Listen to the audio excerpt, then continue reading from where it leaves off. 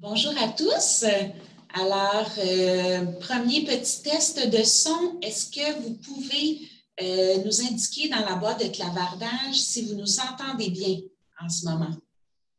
Peut-être juste qu'il y ait une ou deux personnes là, qui nous confirment que ça va bien au niveau du son. Bon, c'est bon, merci. Super. Alors, bon matin à tous. Vous êtes la gang de Lève-Tôt, hein, parce que le dernier webinaire, c'était sur l'heure du dîner. Alors, je suis Fanny Dagenet, directrice de l'Observatoire des Tout-Petits, mais surtout, dans le cadre de la présentation d'aujourd'hui, coprésidente du comité conseil Agir pour que chaque tout-petit développe son plein potentiel. Et j'ai avec moi Jean-Pierre Roth. Bonjour tout le monde. Qui a coprésidé le comité également. Alors, avant de tomber dans le vif du sujet ce matin, j'ai quelques consignes de logistique à vous transmettre. Alors, ce qui est prévu, c'est qu'on vous fasse la présentation et qu'on réponde aux questions à la fin. Toutefois, tout au long de la présentation, au lieu de perdre votre question, bien, envoyez-nous-la sur la boîte de chat pour qu'on puisse y répondre à la fin. Et il y a ma collègue Élise qui va noter toutes vos questions. Donc, je voulais juste que vous puissiez la voir. Alors, Élise. Bonjour, bon matin. Alors, et Élise va nous transmettre vos questions à la fin pour qu'on puisse y répondre. Et là, pour nous envoyer vos questions, pour être bien certain qu'Élise puisse les voir, vous devez aller dans la boîte Converser qui est dans le bas de votre écran, si je ne me trompe pas. C'est une petite bulle. Alors, la petite bulle au bas de votre écran. Une petite bulle donc, qui s'intitule « Converser ». Et là, vous devez vous assurer de sélectionner tous les conférenciers et participants pour que nous, on puisse voir vos questions. Donc, je répète, assurez-vous de sélectionner tous les conférenciers et participants pour qu'on puisse voir vos questions. Donc, et on répondra à toutes vos questions à la fin, mais pour essayer de respecter le temps, on va essayer de filer la présentation d'un seul coup pour se garder un temps d'échange. Alors, voilà pour les petites questions de logistique et je vais céder la parole à Jean-Pierre pour qu'on puisse tomber dans le vif du sujet. Bonjour tout le monde à nouveau et donc on va rouler assez rapidement pour avoir le plus de temps possible pour échanger avec vous. Donc, le mandat nous a été confié en juin dernier par le ministre de la Famille, M. Lacombe, Fanny et moi. Et rapidement, un groupe de travail a été constitué. Donc, c'est ce qui fait qu'on s'appelle un comité conseil. Je vous nomme rapidement les groupes qui ont fait partie de notre comité conseil. Donc, l'Alliance de communautés culturelles pour l'égalité dans la santé et les services sociaux, l'Alliance québécoise de pédiatrie sociale en communauté, l'Association des haltes garderies communautaires, l'Association des centres de petite enfance, Avenir d'enfants, la Fédération québécoise des organismes communautaires familles et le réseau des centres de ressources périnatales. Et en plus, on avait aussi comme membres du comité des représentants de 3 ministères, le ministère de l'Éducation, le ministère de la Santé et des Services sociaux et bien entendu, le ministère de la Famille. Donc, rapidement, notre mandat émanait d'une préoccupation du ministre de la Famille lorsqu'il a constaté, avec les données qui étaient à sa disposition, qu'il y avait plus de 150 000 enfants, tout petits évidemment, qui ne se retrouvaient, en tout cas, dont on ne pouvait pas savoir s'ils étaient dans des services de garde éducatifs ou d'autres formes de services éducatifs, comme par exemple les maternelles 4 ans. Donc, c'était une préoccupation de départ et on a abordé avec lui une perspective plus large pour aborder les choses. Donc, et ce qui fait qu'on se retrouve avec un mandat non seulement de documenter cet état de situation-là, mais aussi de cibler quelles raisons, comment on peut expliquer, quels sont les phénomènes qui peuvent expliquer que plus de 150 000 tout-petits ne bénéficient pas de services éducatifs, quels sont les besoins de ces familles-là, quels sont les besoins de ces tout-petits, et évidemment, à travers aussi la littérature et l'expertise des gens du terrain, documenter quelles seraient les meilleures stratégies pour rejoindre ces familles-là et ces enfants-là. Donc, ça, c'est notre mandat. Et on vous apporte quelques précisions que vous pouvez voir à l'écran au sujet de notre mandat, parce que dès le début des premières rencontres du comité, on a cerné évidemment certains enjeux en lien avec ce que je viens de vous mentionner. Donc, c'est important de retenir que dans notre perspective, évidemment, on sait qu'il y a des parents qui choisissent de garder leur enfant à la maison ou de le faire garder par un proche ou un membre de leur famille. Et c'est une décision tout à fait respectable. Il n'y a rien qui justifie que cette prise de décision-là soit nuisible à l'enfant. Donc, c'est un choix et on respecte ça. Donc, le but, évidemment, du comité, ce n'est pas de faire en sorte que tous les tout-petits du Québec se retrouvent en centre de petite enfance ou en service de garde éducatif ou à maternelle 4 ans. C'est un choix. Deuxième élément qu'on a tenu à préciser, c'est que si on veut si on veut bien répondre aux enfants, mais il faut tenir compte aussi des familles les plus vulnérables. Mais encore là, on précise que pour rejoindre les familles les plus vulnérables, on sait qu'il n'y a pas que les services éducatifs, il y a beaucoup d'autres types de ressources qui existent au Québec, dans toutes les communautés. Donc, la solution, elle n'est pas unique, il n'y a pas une solution mur à mur, il n'y a pas une solution qui répond à l'ensemble des besoins non plus. Donc, c'est important d'apporter cette précision-là. Et notre objectif, dans le fond, c'est de faire en sorte qu'on ait le plus de ressources possibles, évidemment de qualité, qui vont faire en sorte qu'on va tous ensemble contribuer au meilleur développement de tous les tout-petits. Je rappellerai aussi que notre comité ne s'est pas penché sur la situation des enfants des communautés autochtones. Ce n'était pas un choix du comité, mais c'était une orientation ministérielle, puisqu'il y a un autre groupe de travail qui se penche spécifiquement sur cette question.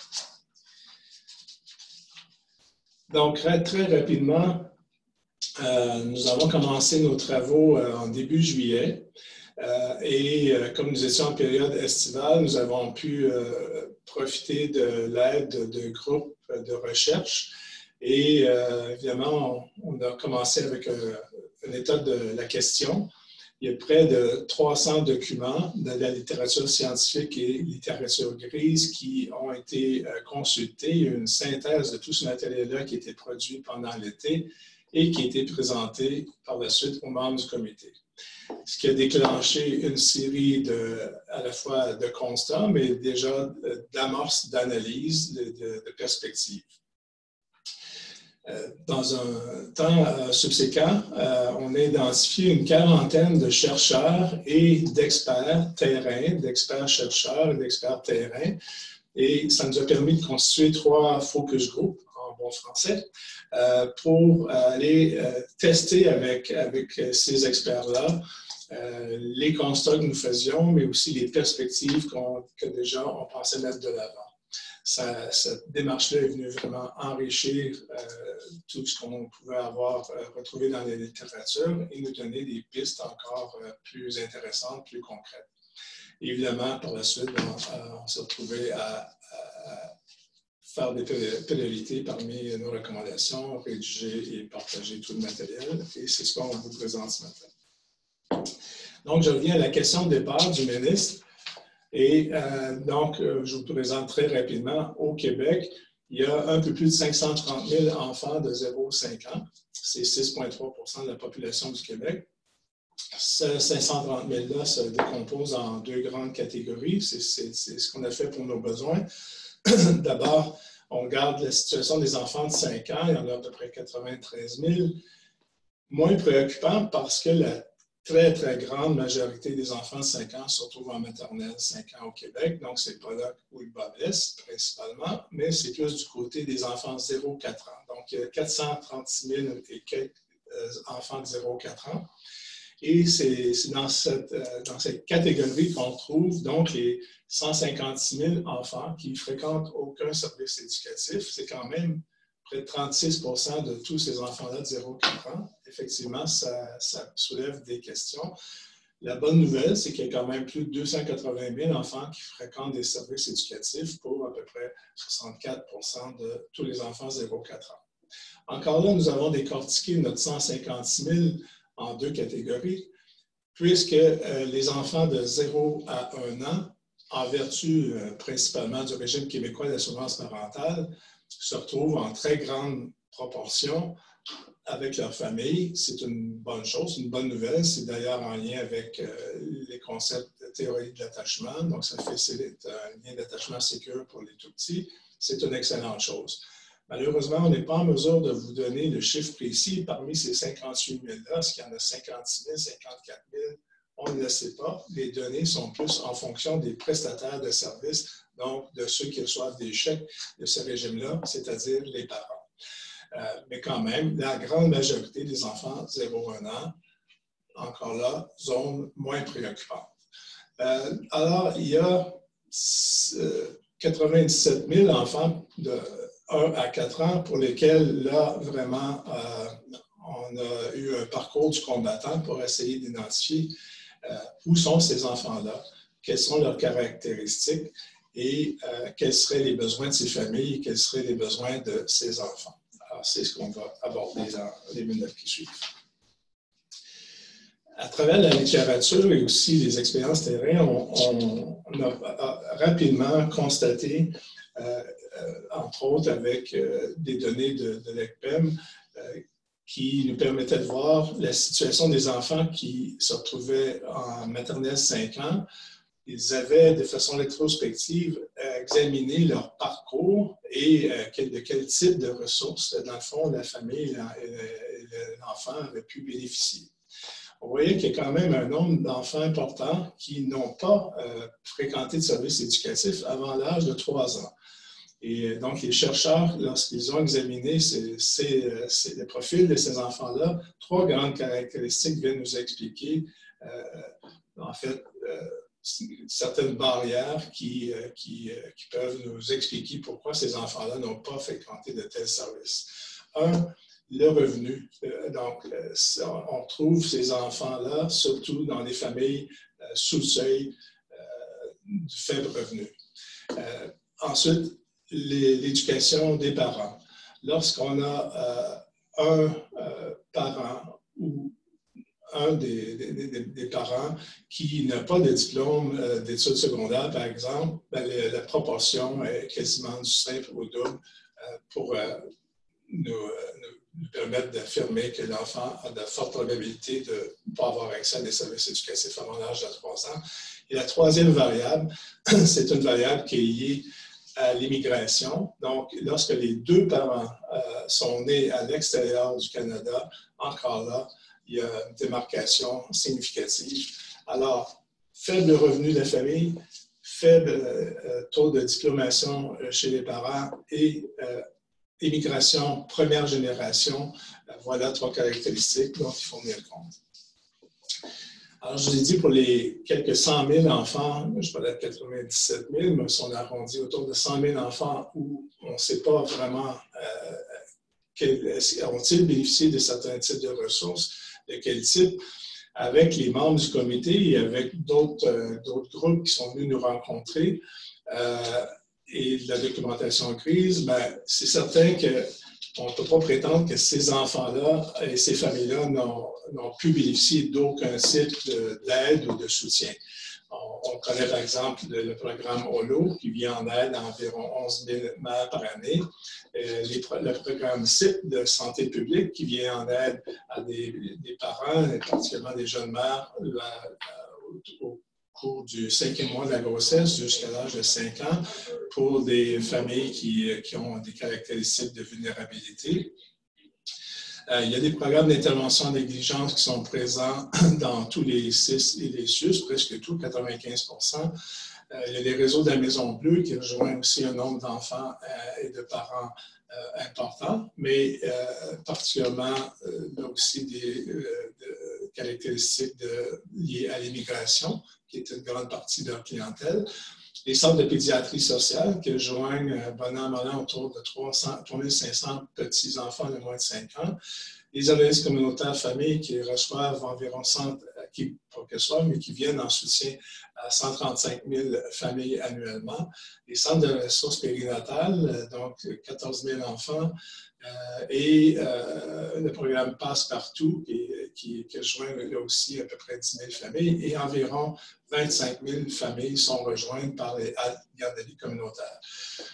On ne peut pas additionner tous ces chiffres-là et dire, ah voilà, les 100 000 sont trouvés, parce qu'on sait tous que certaines familles vont avoir recours à plusieurs de ces types de ressources-là. Donc, on peut obtenir soutien du programme CIP en santé publique, du programme OLO, on peut aussi avoir du soutien d'un CIS, d'un CIUS, d'un centre de pédiatrie sociale et même d'organismes communautaires famille. Alors, on n'est pas arrivé à décortiquer toutes ces données-là, sauf que ce qu'on peut affirmer, c'est que les 100 000 enfants ne sont probablement pas tous complètement sans soutien.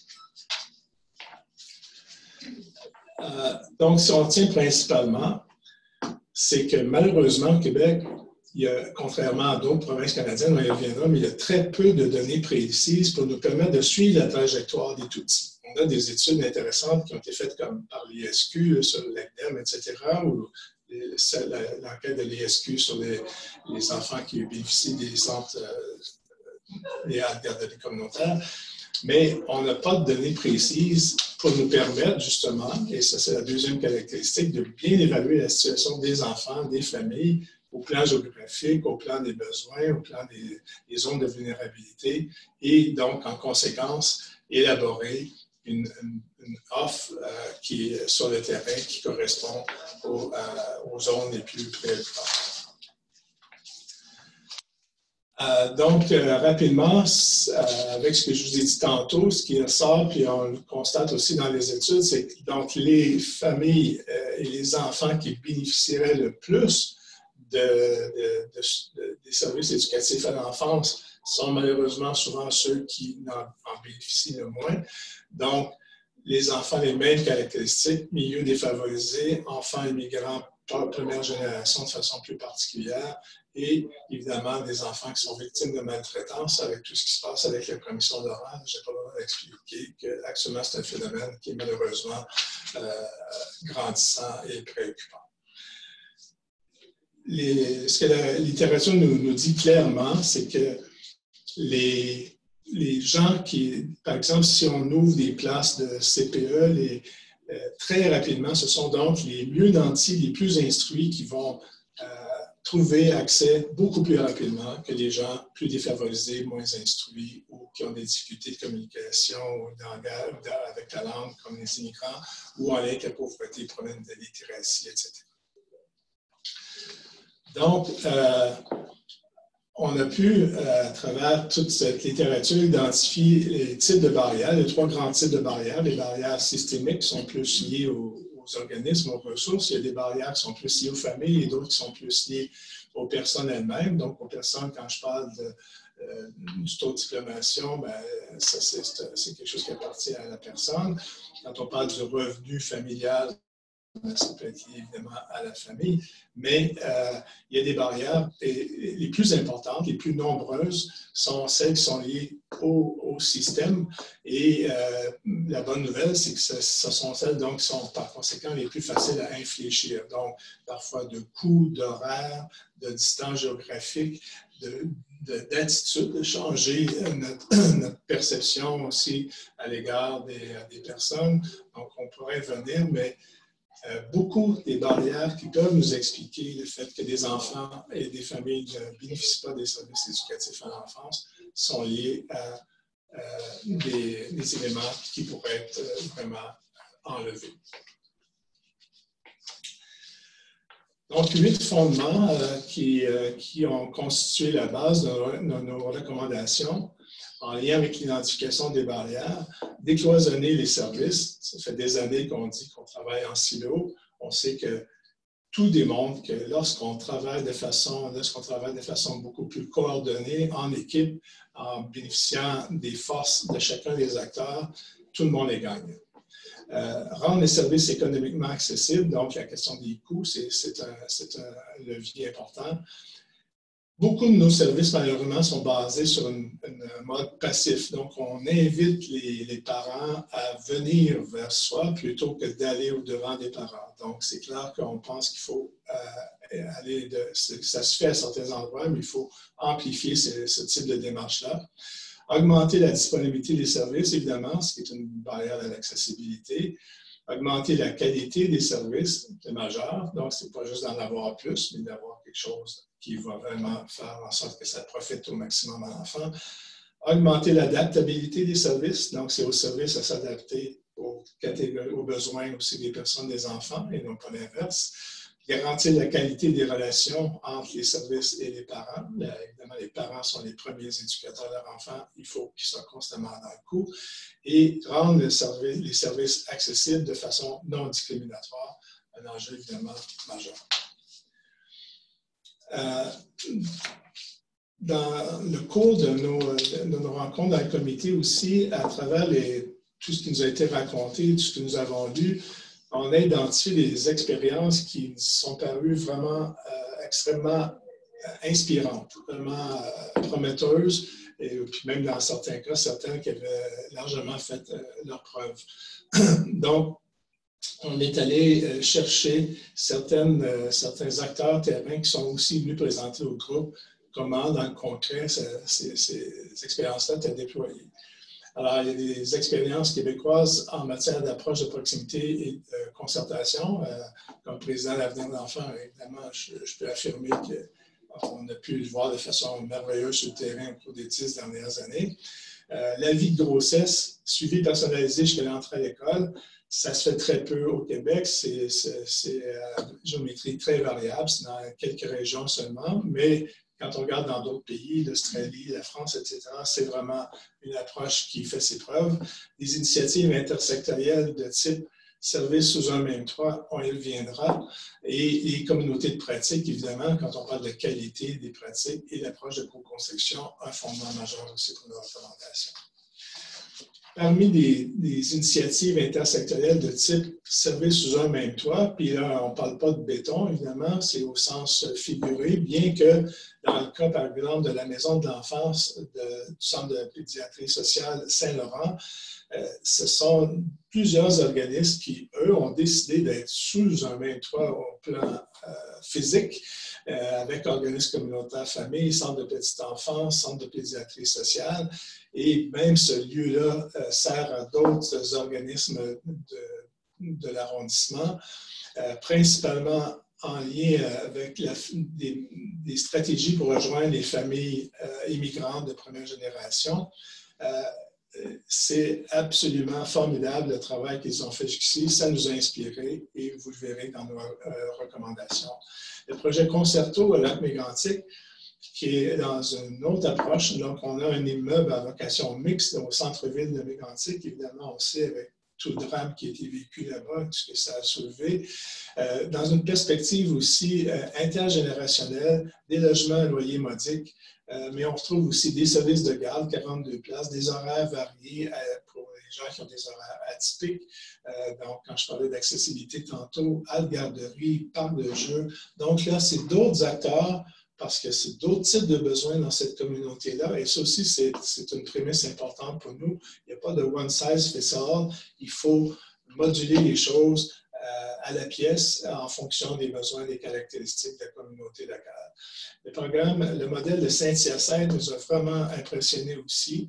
Et c'est parti là, de collaboration avec DPJ, Centre de petite enfance, organismes communautaires et Centre de pédiatrie sociale. Et là, ça rejoignait des familles vraiment très vulnérables, pauvreté, haut risque, par exemple, de situations de négligence, problèmes de littératie. Et là, ils nous ont témoigné comment ils sont allés chercher les personnes chez eux, dans leur lieu de vie, les accompagner, parce que parfois les barrières pouvaient être aussi petites, mais avec toute l'importance que ça avait, par exemple, difficulté d'intégrer des enfants qui ont des grands besoins dans les centres de petite enfance, parce que les parents n'ont pas, par exemple, ne retrouvent pas le certificat de naissance, n'ont pas d'argent pour aller chercher une copie de certificat de naissance parce qu'ils ont besoin de garder l'argent pour nourrir leurs enfants, ont perdu la carte d'assurance maladie, mais encore là, ne savent pas trop comment s'y prendre pour en retrouver une autre.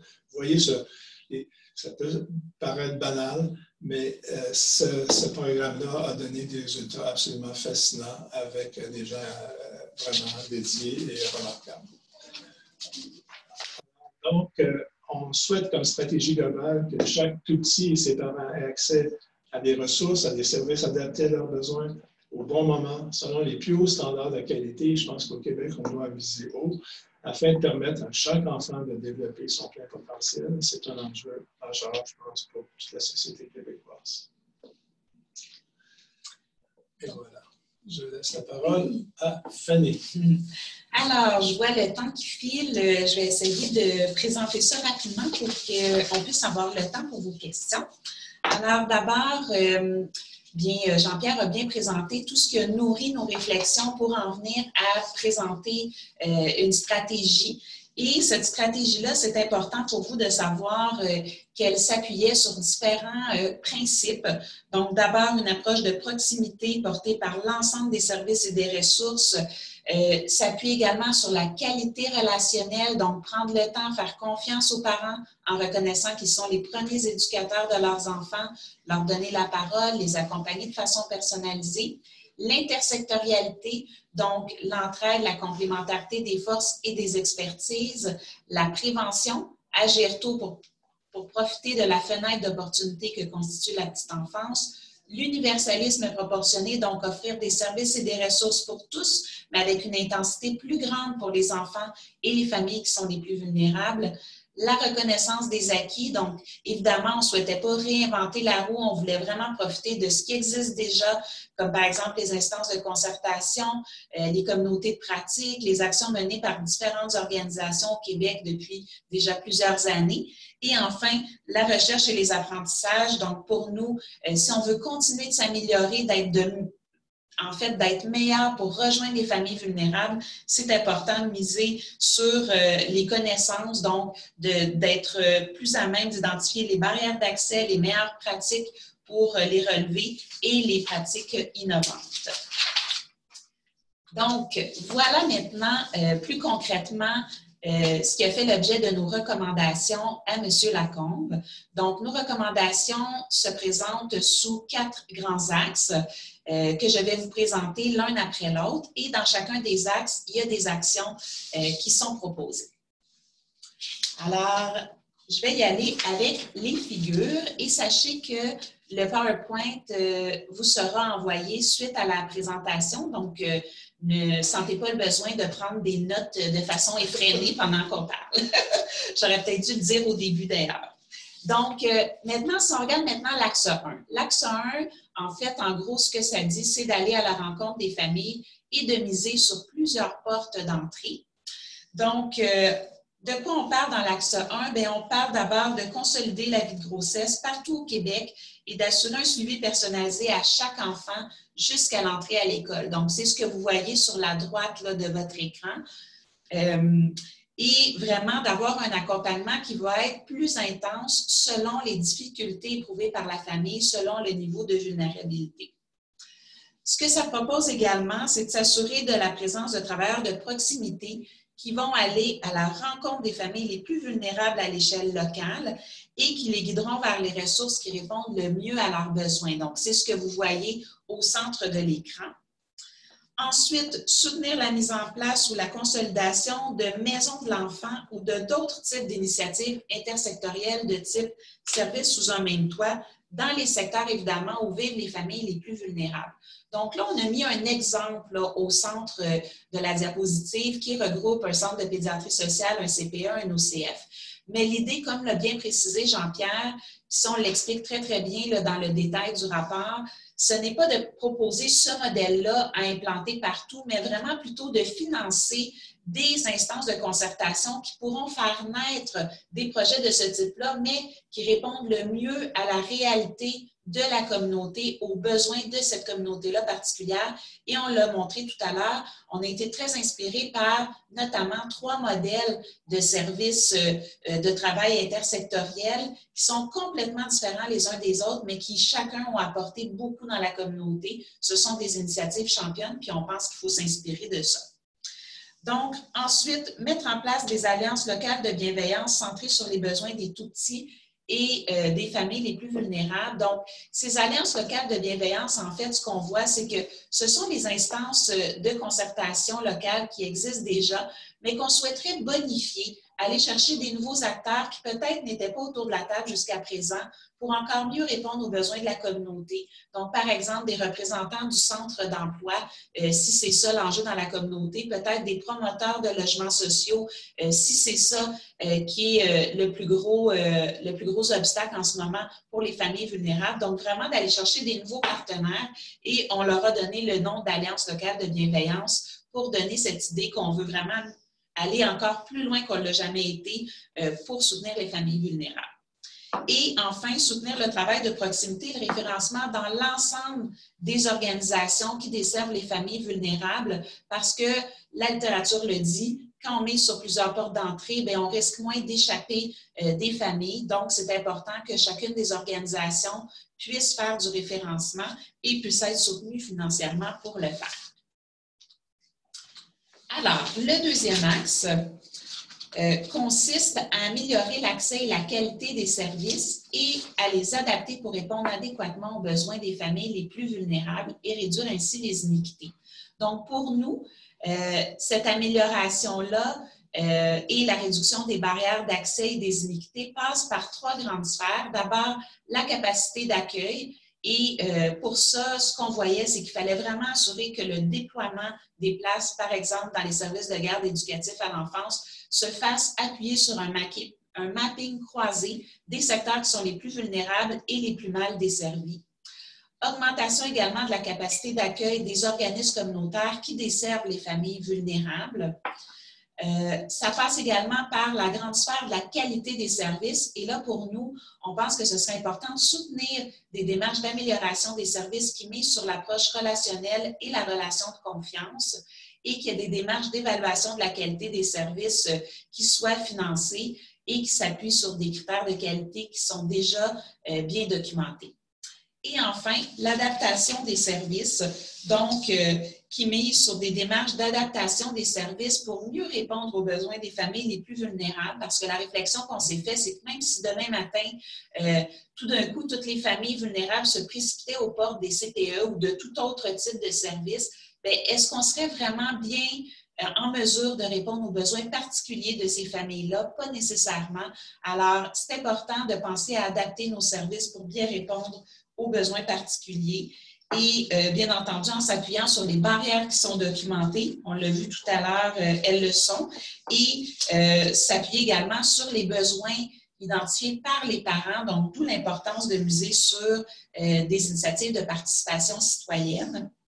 Et enfin, cet axe-là comprend également la recommandation sur la mise en place ou de poursuivre le financement de communautés de pratiques intersectorielles locales pour assurer la circulation des connaissances, des apprentissages, le développement des savoirs, favoriser la collaboration et la co-construction. Et tout ça devrait être en lien avec une amélioration de la formation initiale et continue. Alors, je poursuis avec l'axe 3. Alors, en fait, dans l'axe 3, ce qu'on souhaite, c'est vraiment de s'assurer de mieux comprendre les besoins et d'évaluer les actions en place dans une perspective d'amélioration continue. Et ce qu'on propose, c'est la mise en place d'un carrefour de connaissances en petite enfance qui pourrait regrouper plusieurs partenaires, des partenaires qui sont des producteurs de données et de connaissances, des partenaires qui sont des diffuseurs de données de connaissances, des partenaires qui favorisent l'appropriation des connaissances. Donc, regrouper ces instances-là, puis assurer une certaine coordination pour s'assurer que tout ce qui est colligé, autant au palier local que régional, puisse être centralisé. Donc, on pense par exemple à ce qui ressort des initiatives de participation citoyenne, des résultats des démarches d'évaluation de la qualité, des projets de recherche et d'évaluation co-construits dans des perspectives de partenariat terrain-recherche. et au palier régional, aux projets de recherche et d'évaluation régionaux, aux données socio-sanitaires, aux données de monitorage également. Donc, que tout ça puisse être centralisé et par la suite, qu'il puisse y avoir une coordination pour diffuser ces connaissances-là et assurer un transfert et la mobilisation des connaissances, donc notamment par des formations, des outils, des mesures de soutien à l'intervention, des lieux de discussion entre le terrain et la recherche. Et comment ça pourrait se traduire, bien sûr, le plan régional, c'est par exemple en amenant une bonification de la formation continue, en coordonnant également l'offre de mesures de transfert et de mobilisation des connaissances. Le palier régional pourrait aussi offrir des lieux de discussion entre le terrain et la recherche. Et au palier local, bien, ça se vivrait surtout à travers les communautés de pratique intersectorielles et les alliances locales de bienveillance.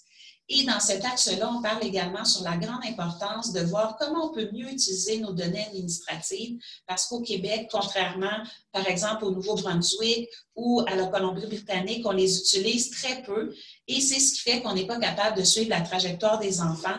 Donc, c'est quelque chose qui serait très important si on veut être en mesure de prendre des bonnes décisions pour nos tout-petits.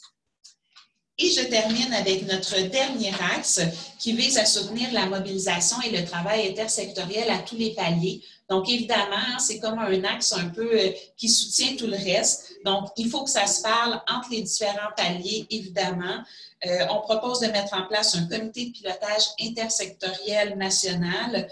Également que les plans d'action à l'échelle locale et régionale viennent nourrir l'élaboration d'un plan d'action national concerté en matière de petite enfance et de mettre en place des mécanismes de communication efficaces pour assurer la cohérence et la synergie entre les actions menées aux différents paliers et évidemment soutenir la consolidation et la mise en place des alliances locales de bienveillance, en particulier dans les secteurs les plus défavorisés.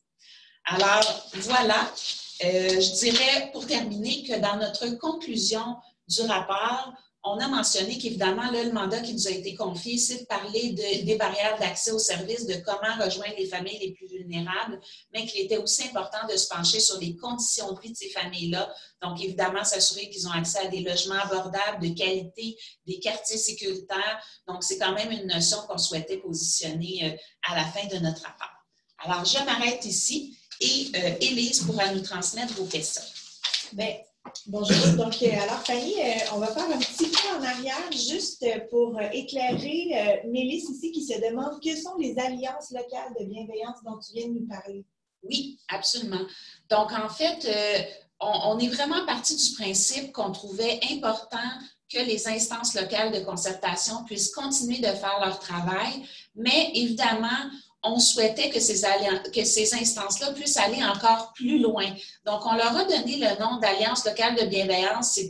C'est une appellation, en fait, qui était perçue inspirante pour l'ensemble de notre comité. Mais l'idée, c'est vraiment d'aller bonifier nos instances locales de concertation, d'aller chercher des joueurs qui n'étaient peut-être pas là jusqu'à présent, mais qui peuvent nous aider à encore mieux répondre aux besoins des familles vulnérables.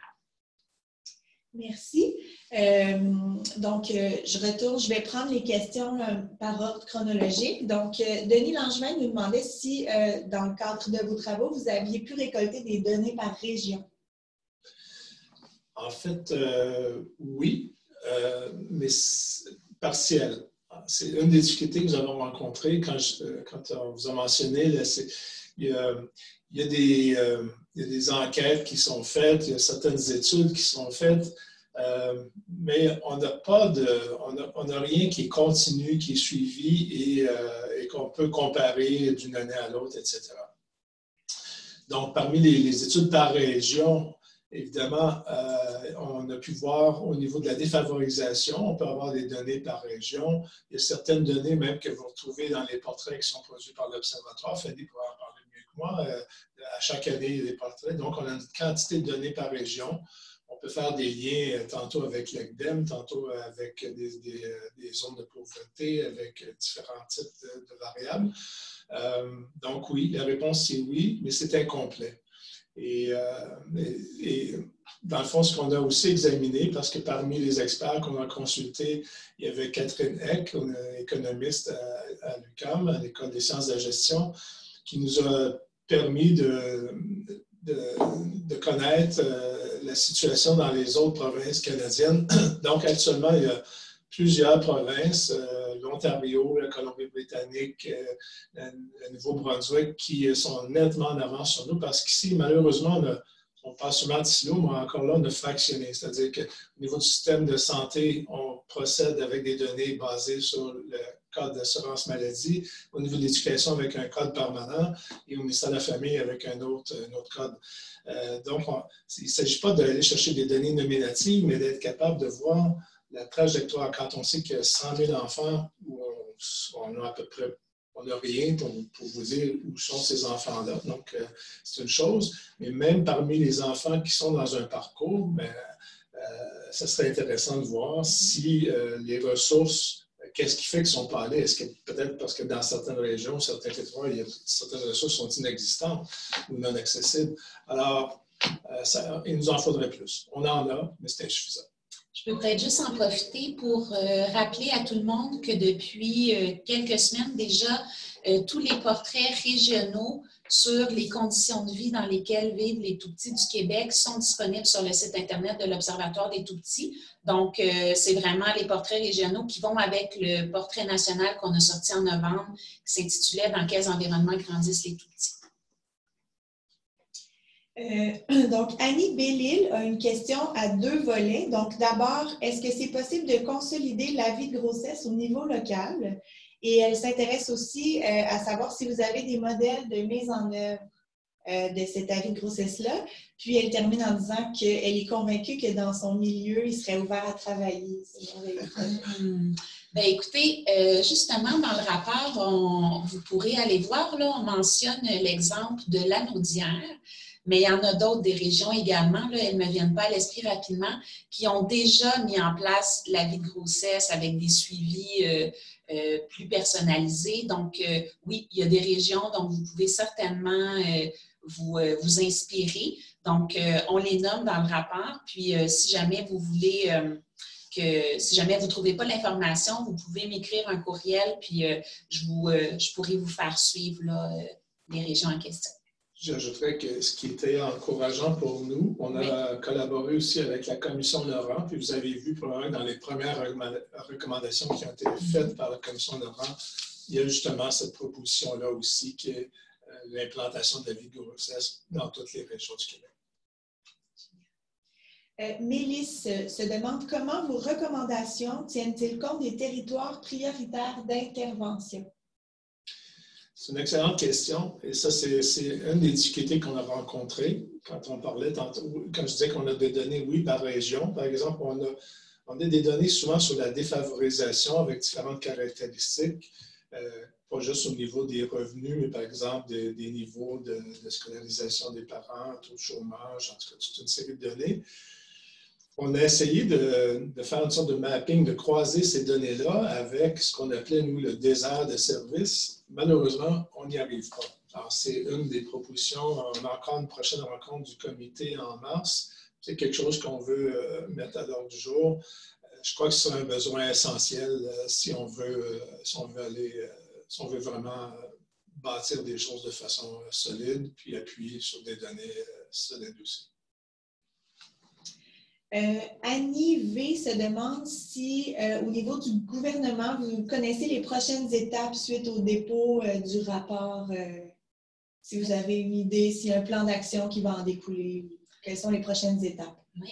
Ben, en fait, on a été invités, Jean-Pierre et moi, en janvier, à aller présenter le rapport au ministère, mais 3 ministères étaient invités. En fait, autant les équipes des cabinets que des hauts fonctionnaires, donc ministère de l'Éducation, de la Santé et de la Famille.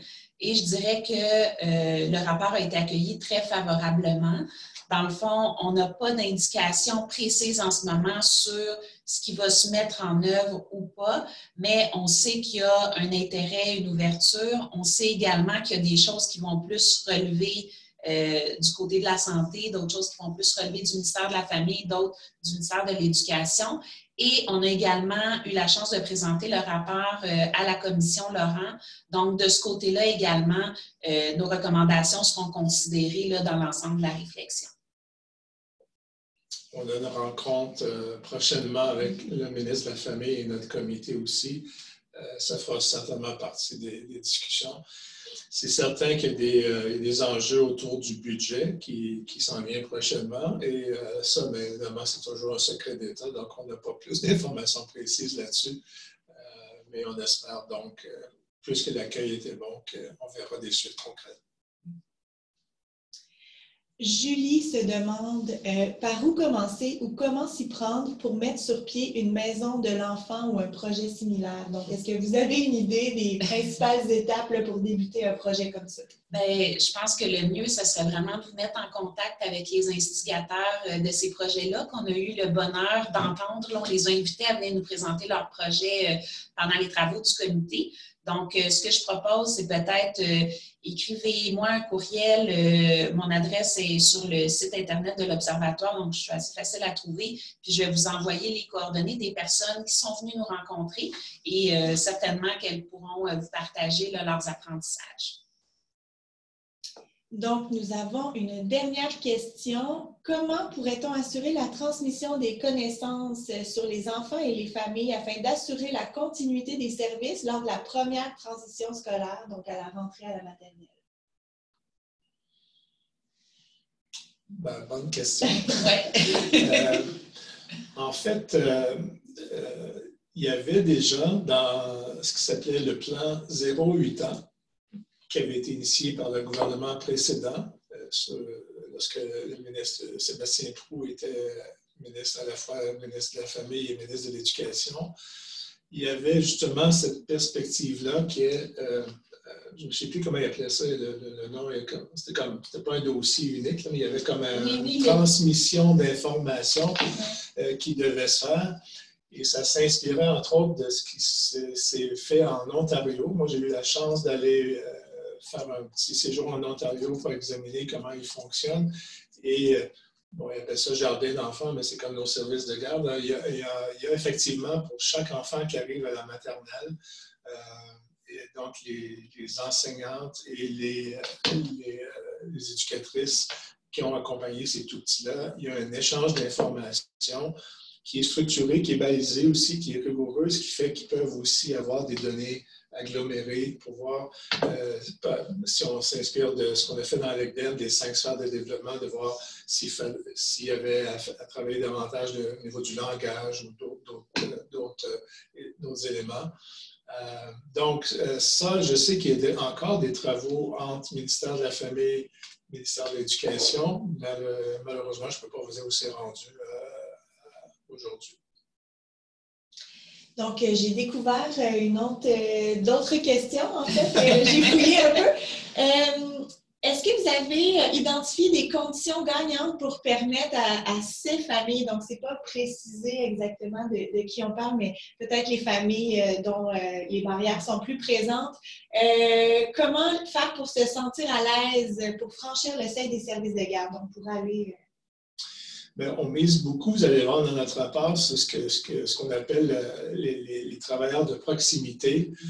C'est ce qui semble être la stratégie, je pense, entre une des stratégies les plus prometteuses, d'aller vraiment à l'encontre de ces personnes-là dans les lieux où ils se trouvent.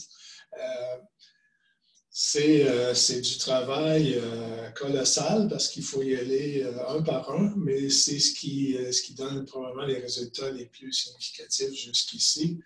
Parce que malheureusement, ces gens-là, on aurait beau mettre toutes sortes d'annonces sur Internet, sur les médias sociaux, très souvent, ce n'est pas ce qu'ils vont regarder. Si on attend qu'ils téléphonent à notre bureau, encore là, on fait fausse route. Alors, il faut vraiment être très, très proactif pour rejoindre ces familles-là.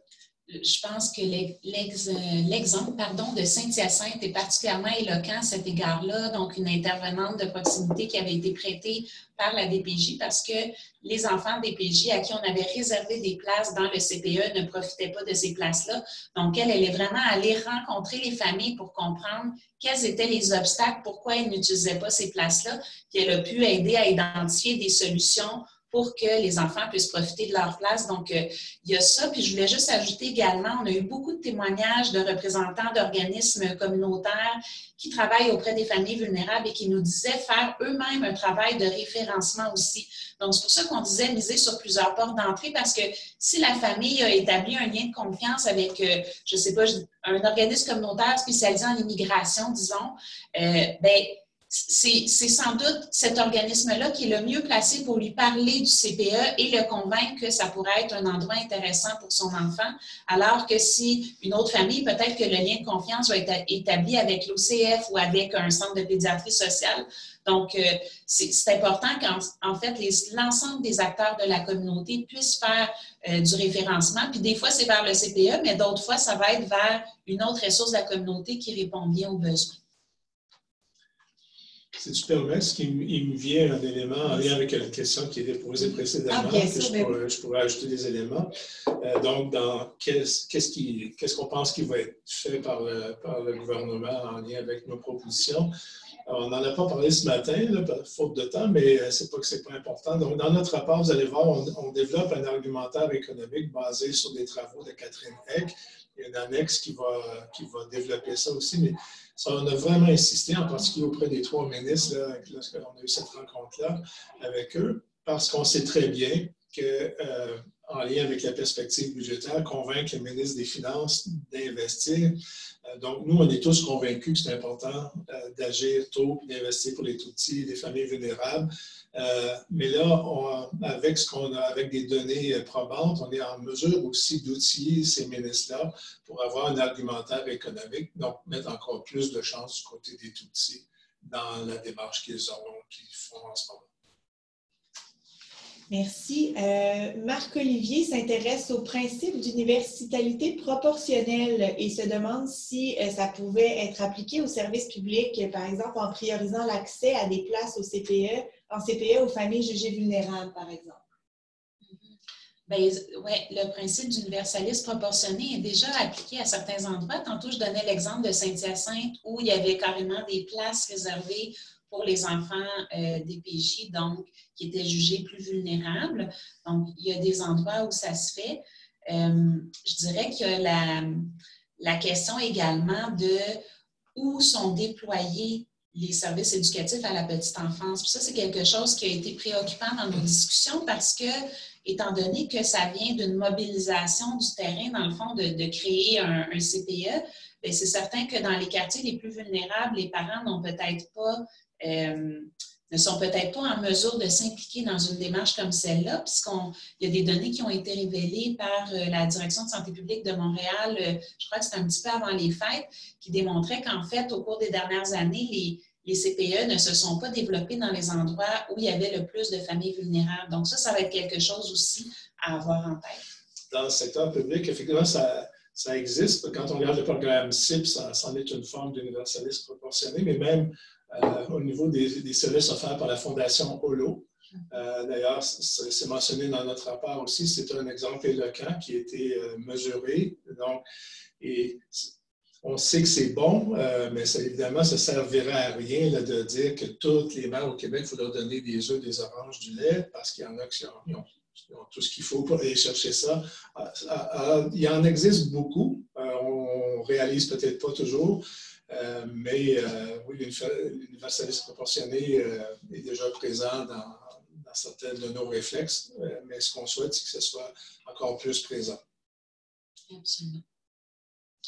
Ce qui met fin à la période de questions, à moins que vous en ayez encore, mais merci à vous. Très intéressant, on a de très beaux commentaires. Ça conclut. Merci beaucoup de votre présence tôt ce matin. Bonne journée. Bonne journée à tous.